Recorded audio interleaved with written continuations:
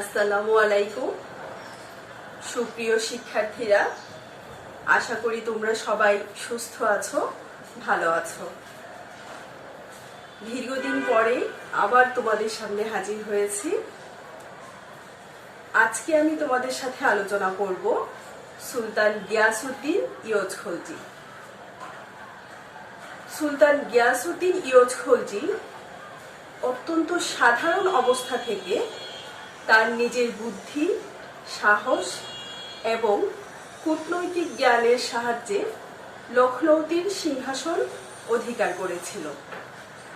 বাংলার খলজি মালিকদের মধ্যে গিয়াসউদ্দিন ইয়োজ খলজি সর্বশ্রেষ্ঠ ছিলেন। ইখতিয়ার উদ্দিন মোহাম্মদ বিন বখতিয়ার খলজির মৃত্যুর পর অর্থাৎ বখতিয়ারের পরবর্তীকালে বাংলার মুসলিম রাজ্যে অন্তবিরোধের অবসান ঘটিয়ে তিনি সুষ্ঠু শাসন ব্যবস্থা প্রবর্তন করেন এবং তিনি বাংলার মুসলিম রাজ্যের সীমা বিস্তার করতে সচেষ্ট হয়েছিলেন। গিয়াসউদ্দিন ইয়োজের 15 বছরের শাসনকাল অর্থাৎ 1212 খ্রিস্টাব্দ থেকে 1227 খ্রিস্টাব্দ পর্যন্ত বাংলার মুসলিম রাজ্যের জন্য একান্ত প্রয়োজনীয় ছিল। তার অধীনে বাংলার মুসলিম রাজ্যের প্রভূত উন্নতি দিল্লির সুলতানের দৃষ্টি আকর্ষণ করে এবং দিল্লির সুলতান ইলতুৎমিশ 2 বার বাংলা আক্রমণ করে গিয়াসউদ্দিন ইয়োজকে পদানত করতে সক্ষম হয়েছিলেন। প্রিয় শিক্ষার্থীরা, এবারে চলো আমরা একটু জেনে নেই সুলতান গিয়াসউদ্দিন ইয়োজ খলজির প্রাথমিক জীবন সম্পর্কে। গিয়াসউদ্দিন ইয়োজ খলজি আফগানিস্তানের গড়মসিরের অধিবাসী ছিলেন। তার পিতার নাম ছিল হোসেন। তিনি গাধার পিঠে ভারবাহী মালামাল আনা নেওয়ার কাজ করতেন। কথিত আছে যে একদিন তিনি কাজের ফাঁকে আহারের আয়োজন করছিলেন। ঠিক সেই সময় 2 জন দরবেশ তার কাছে আহার ভিক্ষা চায়। তখন গিয়াসউদ্দিন ইয়োজ খলজি নিজের খাবার দরবেশদ্বয়কে দিয়ে দেন। খাবার খেয়ে দরবেশদ্বয় অত্যন্ত সন্তুষ্ট হন এবং গিয়াসউদ্দিন ইয়োজ খলজিকে হিন্দুস্তানে আসার নির্দেশ দেন। দরবেশদ্বয় তাকে এমনও বলেছিলেন যে হিন্দুস্তানের যেই অংশে একজন মুসলমান শাসক আছে তাকে দরবেশদ্বয় ওই অংশ দান করেছিলেন। এই ঘটনা বা এই যে গল্প, এর সত্যতা নিরূপণ করা সম্ভব হয়নি, আসলে এর কোনো প্রয়োজনও নেই। তবে এই যে ঘটনা, এই ঘটনা থেকে আমরা একটা বিষয় সম্পর্কে স্পষ্ট ধারণা পাই যে গিয়াসউদ্দিন ইয়োজ খলজি আফগানিস্তানের অন্যান্য লোকদের মতো জীবিকার প্রয়োজনে, ভাগ্যের অন্বেষণে তিনি স্বদেশ ত্যাগ করে এবং ভারতবর্ষের দিকে অগ্রসর হন।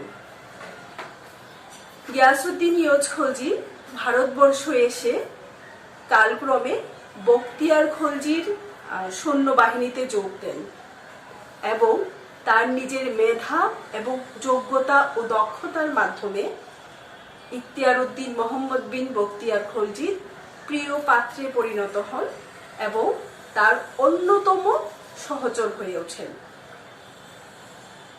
বখতিয়ার খলজি যখন বাংলা আক্রমণ করেন তখন গিয়াসউদ্দিন ইয়োজ খলজি তার সহযোগী ছিল বা সহচর ছিল।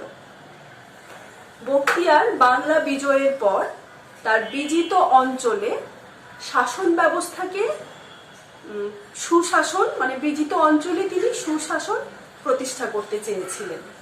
সেজন্য বখতিয়ার খলজি তার অধিকৃত এলাকাকে 3টি অংশে ভাগ করে এবং তার 3 জন সহচরের হাতে বা তিনজন বলা যায় যে সৈনিকের হাতে তিনি এর শাসনভার অর্পণ করেন। একজন ছিল শিরান খলজি, একজন আলীবর্দার, আরেকজন হচ্ছে হুসামুদ্দিন। এই যে হুসামুদ্দিন, এই হুসামুদ্দিনই 1212 খ্রিস্টাব্দে যখন লখনৌতির সিংহাসন দখল করেন তখন তিনি নিজের নাম পরিবর্তন করে গিয়াসউদ্দিন ইয়জ খলজি নাম ধারণ করেন এবং সিংহাসনে বসেন। এই গিয়াসউদ্দিন ইয়জ খলজি অত্যন্ত বুদ্ধিমান ছিলেন।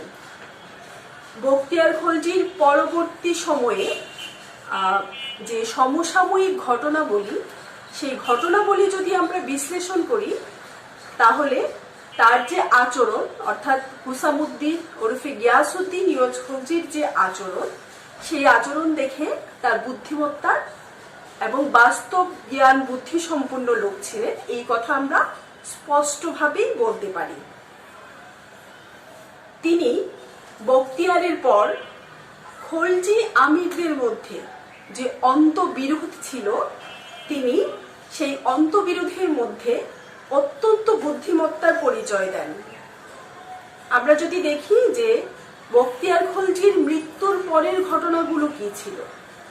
বখতিয়ার খলজির মৃত্যুর পর খলজি আমির যারা ছিল, অর্থাৎ খলজি মালিকদের মধ্যে অন্তবিরোধ চরম আকার ধারণ করে।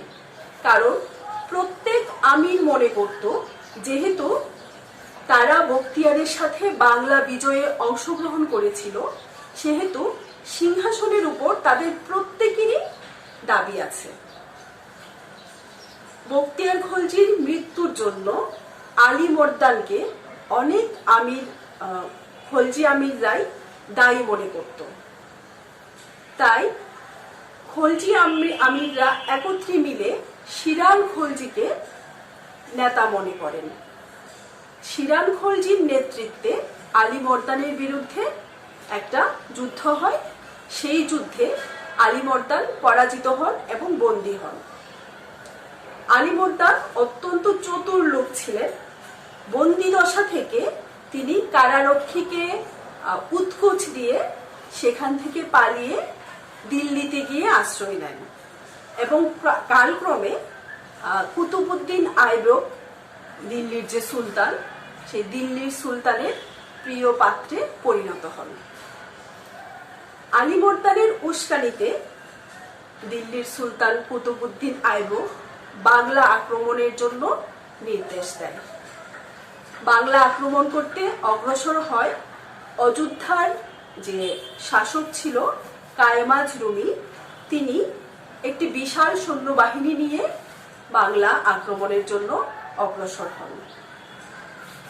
হুসামুদ্দিন অর্থাৎ গিয়াসউদ্দিন ইয়জ খলজির অধিকৃত, মানে তার শাসনকৃত যে এলাকাটা ছিল সেটা ছিল সীমান্তবর্তী।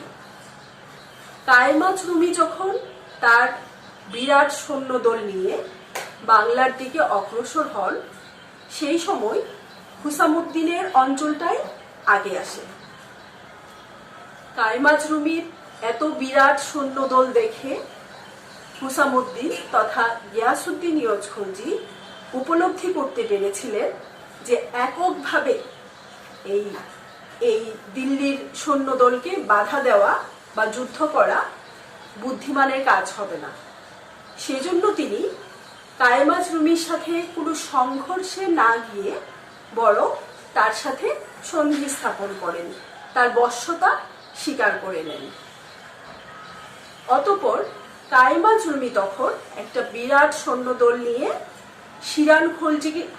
শিরান খলজিকে আক্রমণ করার জন্য অগ্রসর হন। শিরান খলজি প্রথমে ভয়ে পালিয়ে যান, পরবর্তীতে আবার তার সাথে কায়েমাজ রুমির সরাসরি যুদ্ধ হয় এবং সেখানে শিরান খলজি পরাজিত হন। কায়েমাজ রুমি তখন বাংলা অধিকার করে তিনি আবার অযোধ্যার দিকে অগ্রসর হন, অর্থাৎ অযোধ্যায় তিনি প্রত্যাবর্তন করেন এবং বাংলার শাসনভার তার অধীনস্থ হিসেবে, অর্থাৎ দিল্লির অধীনস্থ হিসেবে গিয়াসউদ্দিন ইয়োজ খলজির হাতে অর্পণ করেন।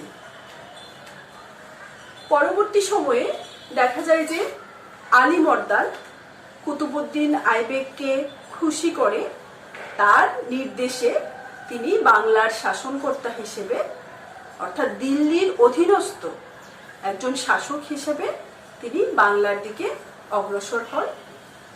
আলীবর্দী জানতেন যে খলজি মালিকরা অনেকেই তাকে সহজে মেনে নিবে না, আর সেজন্য তিনি একটা বড় সৈন্যদল গঠন করেন।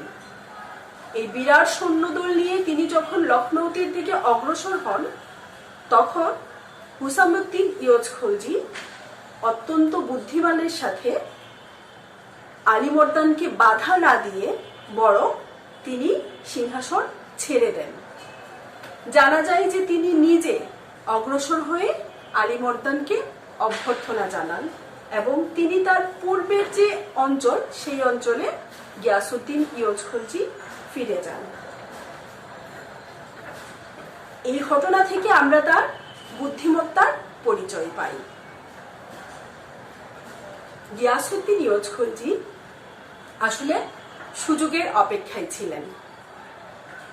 আলীবর্দীর অত্যাচারে খলজি মালিকরা যখন অতিষ্ঠ, তখন এই খলজি মালিকরা আলীবর্দীকে সরানোর জন্য একত্রিত হয়।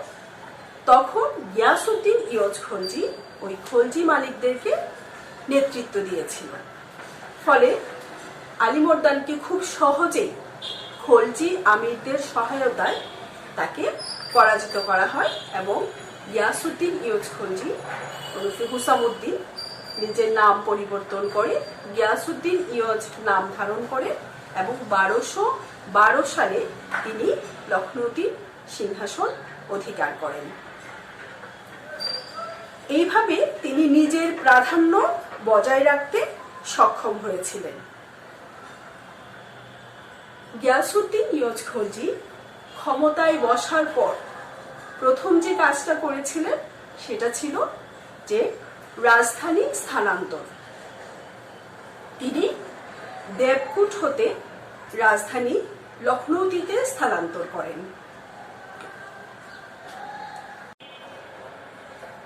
বখতিয়ার খলজির মৃত্যুর পর থেকে দেবকুট থেকেই রাজ্যের শাসন কার্য পরিচালিত হচ্ছিল।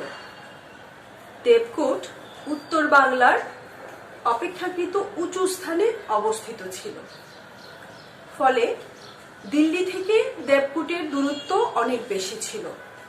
ফলে দিল্লি বাহিনী কর্তৃক সহজে আক্রান্ত হবার আশঙ্কা ছিল না।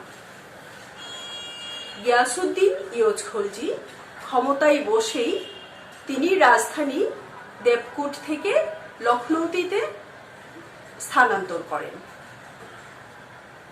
রাজধানী স্থানান্তরের পেছনে তার কিছু কারণ ছিল। কারণগুলো কি?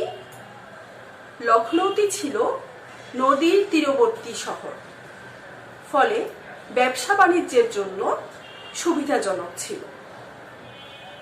এছাড়াও গিয়াসউদ্দিন ইয়োজ খলজি উপলব্ধি করতে পেরেছিলেন যে এই যে অঞ্চল অর্থাৎ বাংলার, যেখানে জালের মতো ছড়িয়ে ছিটিয়ে আছে অসংখ্য নদী নালা, এখানে রাজ্য বিস্তার করতে হলে এবং তার শাসন ব্যবস্থাকে সুদৃঢ় করতে হলে শুধুমাত্র অশ্বারোহী বাহিনী দ্বারা এই অঞ্চল শাসন করা সম্ভব হবে না।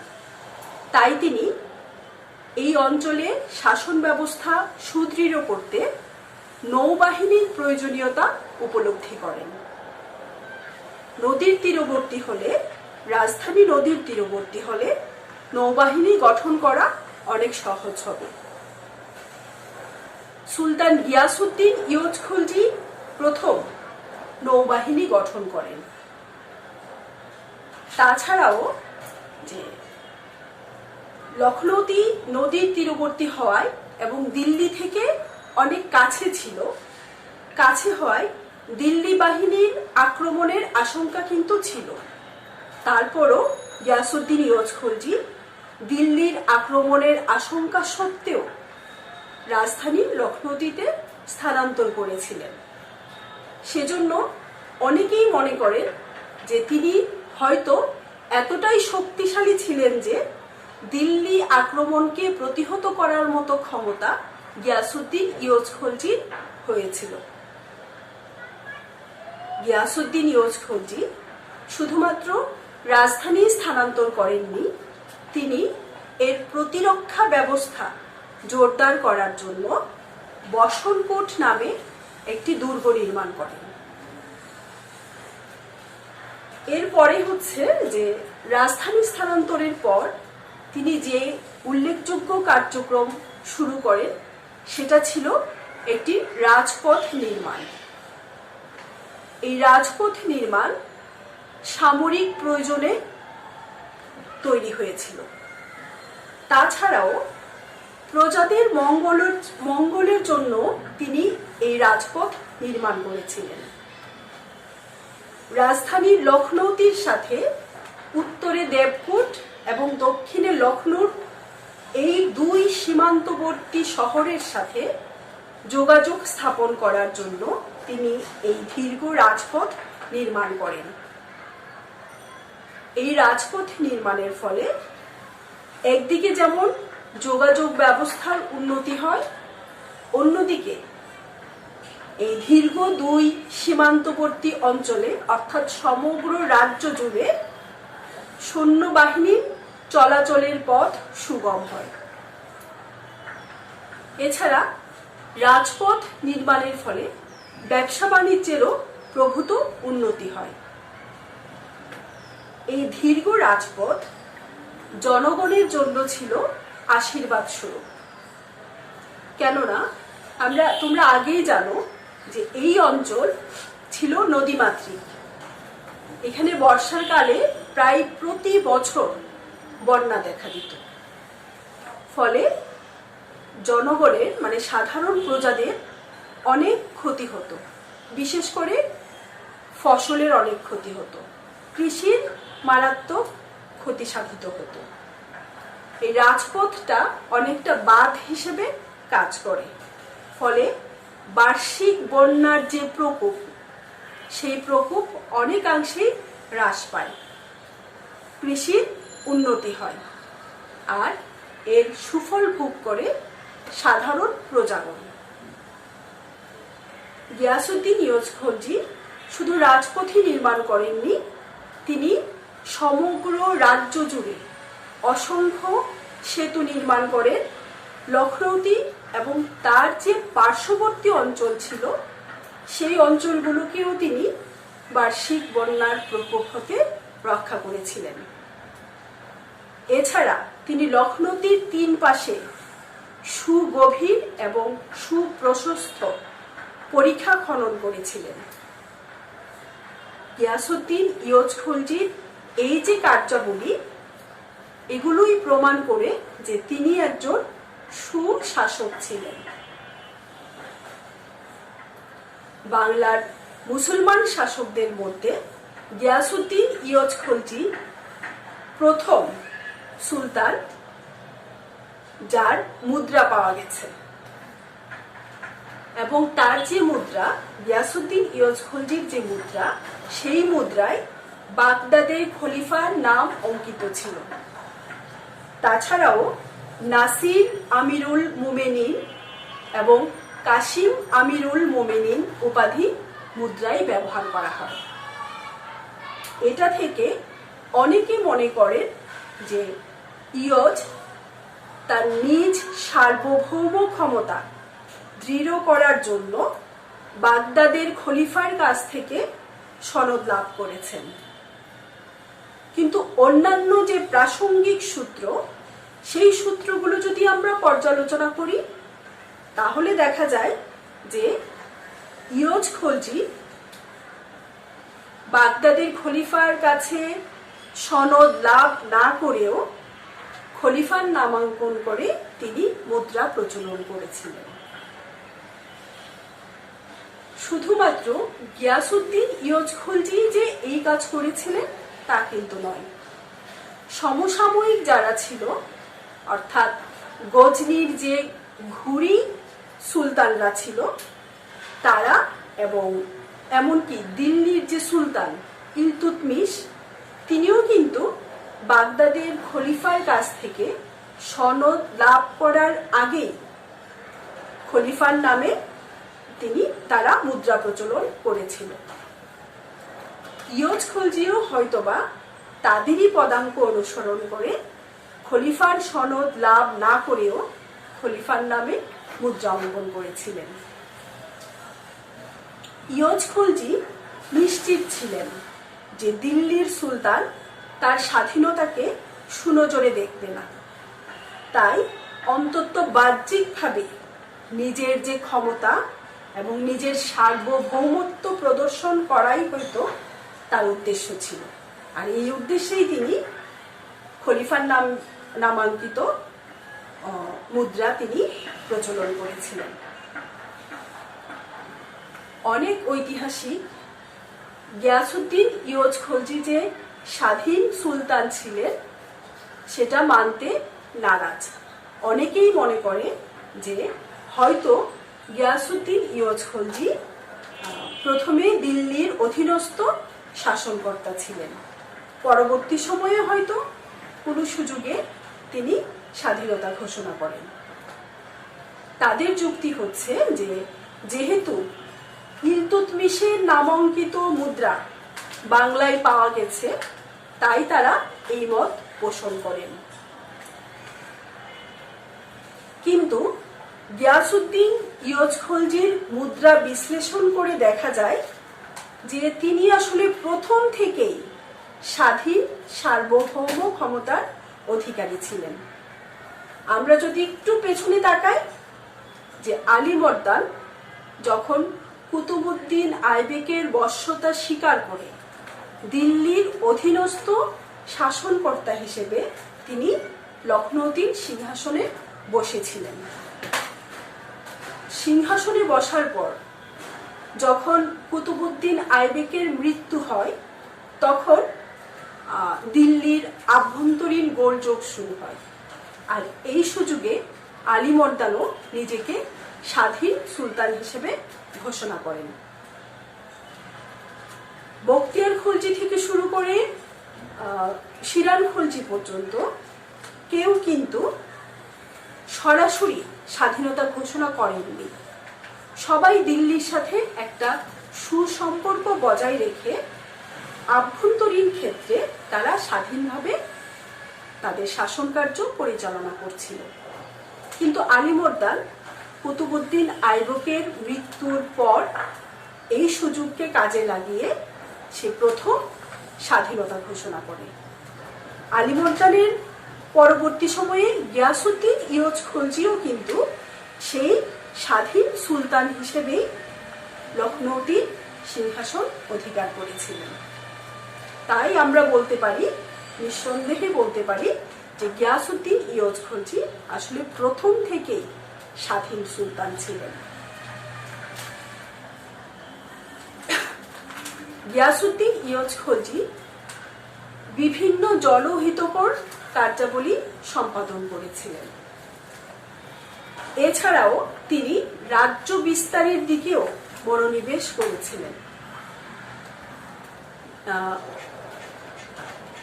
আমরা চটেশ্বর শিলালিপি থেকে জানতে পারি যে আনুমানিক 1200 খ্রিস্টাব্দে উড়িষ্যার সেনাপতি বিষ্ণু জবন রাজার বিরুদ্ধে যুদ্ধে অত্যন্ত সাহসের পরিচয় দেন।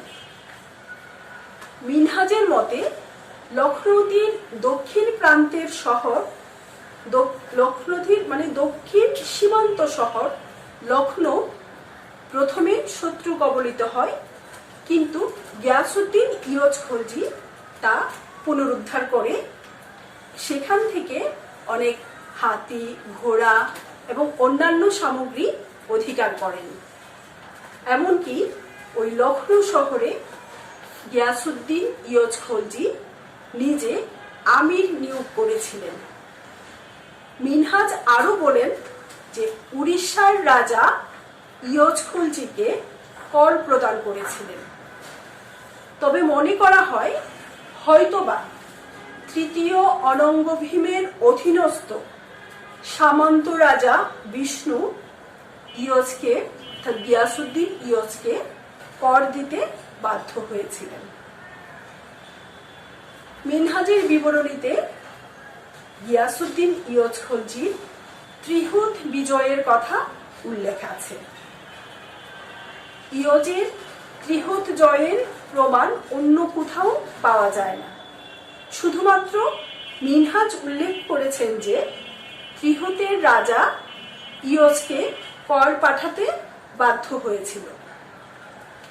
ভৌগোলিকভাবে যদি আমরা বিশ্লেষণ করি তাহলে দেখা যায় যে ত্রিহুতের পশ্চিমে ছিল দিল্লির মুসলিম রাজ্য, আর এর পূর্বে ছিল লখনৌতি মুসলিম রাজ্য। দুদিকেই ত্রিহুতের দুদিকেই শত্রু ছিল। তাছাড়া কর্ণাটকের যে রাজা অরিমল্লদেব, এই অরিমল্লদেবের মৃত্যুর পর ত্রিহুতে অন্তবিরোধ দেখা দিলে হয়তোবা এই সুযোগে গিয়াসুদ্দিন ইয়জ খলজি ত্রিহুত অধিকার করেন। মিনহাজের বিবরণী থেকে আমরা আরো জানতে পারি যে গিয়াসুদ্দিন ইয়জ খলজি কামরূপ বিজয় করেছিলেন। মিনহাজের মতে কামরূপের রাজাও কর প্রদান করেছিলেন। করতোয়া নদীর পূর্ব দিকে কামরূপ রাজ্যে অনেকগুলো সামন্ত শাসনকর্তার অস্তিত্ব ছিল বলে তারা সকলে 12 ভূঁইয়া নামে পরিচিত ছিল। এই 12 ভূঁইয়াদের মধ্যে আবার সর্বদা অন্তবিরোধ লেগেই থাকত। ইয়জ খলজি হয়তোবা তাদের কোনো সামন্ত শাসককে পরাজিত করে কর প্রদানে বাধ্য করেন। গিয়াসুদ্দিন ইয়জ খলজি বঙ্গ বিজয় করেছিলেন। 1226 থেকে 1227 খ্রিস্টাব্দে ইয়জ কর্তৃক বঙ্গ তথা পূর্ব বাংলা আক্রমণের কথা মিনহাজ উল্লেখ করেন, কিন্তু তিনি নিজে দিল্লি কর্তৃক আক্রান্ত হওয়ায় তার বাংলা আক্রমণ বিফল হয়। ফলে ইয়জ পূর্ব বাংলাকে কর দিতে বাধ্য করতে পারেননি। এইভাবে গিয়াসুদ্দিন ইয়জ খলজি তার রাজ্যের সীমা বৃদ্ধি করতে সচেষ্ট হয়েছিলেন। প্রিয় শিক্ষার্থীরা, তাহলে আমরা কি দেখলাম যে গিয়াসুদ্দিন ইয়জ খলজি অতি সাধারণ অবস্থা থেকে তার নিজের যোগ্যতা এবং কূটনৈতিক জ্ঞানের মাধ্যমে তিনি লখনৌতির সিংহাসন দখল করেছিলেন। তিনি এদেশের ছিলেন না, এদেশের বাইরের একজন লোক ছিলেন, কিন্তু বখতিয়ারের ভাগ্যের অন্বেষণে তিনি ভারতবর্ষে এসেছিলেন এবং কালক্রমে বখতিয়ার খলজির সৈন্যদলে যোগ দিয়েছিলেন। সেখান থেকেই তার উত্থান শুরু এবং পরবর্তী ঘটনা প্রবাহের মাধ্যমে তিনি শেষ পর্যন্ত লখনৌতির শাসনভার অর্থাৎ বাংলার মুসলিম রাজ্যের শাসনভার তিনি গ্রহণ করেছিলেন এবং অত্যন্ত সুদৃঢ়ভাবে তিনি তার শাসন কার্যক্রম চালিয়েছিলেন। এমনকি বাংলার মুসলিম রাজ্যের সীমানা তিনি বিস্তার করতে সচেষ্ট হয়েছিলেন। তার সময়ে মুসলিম রাজ্যের অনেক উন্নতি হয় এবং লখনৌতিতে তার যে দরবার ছিল সেই দরবার দিল্লির সুলতানের দরবারের সমকক্ষ হয়ে উঠেছিল। ফলে এই মুসলিম রাজ্যের এই উন্নতি দিল্লির সুলতানের দৃষ্টি আকর্ষণ করে এবং সুলতান ইলতুৎমিশ পরপর 2 বছর 2 বার তিনি বাংলা আক্রমণ করেন এবং তাকে গিয়াসুদ্দিন ইয়জ খলজিকে পদানত করতে সক্ষম হয়েছিলেন। সুপ্রিয় শিক্ষার্থীরা, তাহলে আজকে এ পর্যন্তই। আগামী ক্লাসে আবার তোমাদের সাথে দেখা হবে। অনেকদিন পর তোমাদের সামনে আবার হাজির হতে পেরে আমার খুবই ভালো লাগছে। আশা করি এখন থেকে আমরা রেগুলার তোমাদের সাথে আমার ক্লাস হবে। সে পর্যন্ত তোমরা সবাই ভালো থেকো, আনন্দে থেকো এবং স্বাস্থ্যবিধি মেনে চলবে। যখনই বাসার বাইরে যাবে বা ঘরের বাইরে যাবে তখনই প্রত্যেকে অবশ্যই মাস্ক ব্যবহার করবে। বাইরে থেকে ফিরে এসে এবং খাবার গ্রহণ করার আগে অবশ্যই তোমরা বারবার সাবান পানিতে হাত ধুবে। তাহলে আজকে এ পর্যন্তই, আগামী ক্লাসে আবার দেখা হবে।